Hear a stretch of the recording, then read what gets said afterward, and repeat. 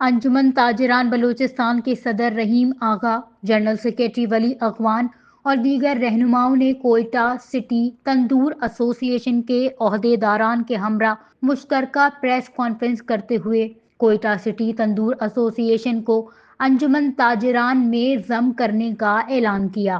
Press conference سے خطاب کرتے ہوئے صدر انجمن تاجران بلوچستان نے کہا کہ تندور مالکان یا ان کے ملازمین کے ساتھ مزید ناانصافی برداشت نہیں کی جائے گی۔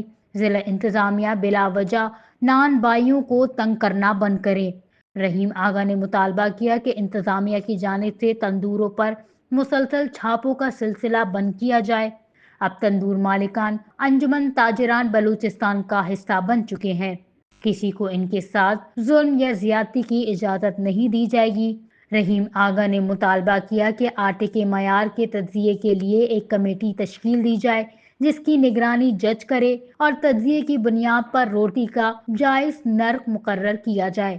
پورے پاکستان میں سب سے زیادہ ظلم تندور مالکان کے ساتھ کوئٹہ میں ہو رہا ہے اور بلوچستان کے دیگر اضلاع کی نسبت یہاں نان بائیوں کے ساتھ سب سے زیادہ ناانصافی برتی جا رہی ہے۔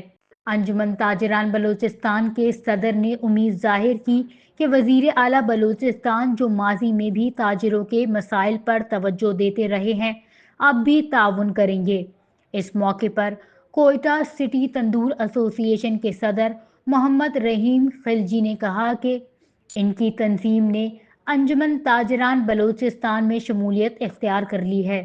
انہوں نے کہا کہ آٹا جب سستا ہوا تب ہم نے روٹی کی قیمت میں 10 روپے کی کمی کی اور وزن بھی 80 گرام تک بڑھایا، لیکن اب آٹا دوبارہ مہنگا ہو چکا ہے، اس لیے ضلع انتظامیہ کو نیا نرخ نامہ جاری کرنا چاہیے۔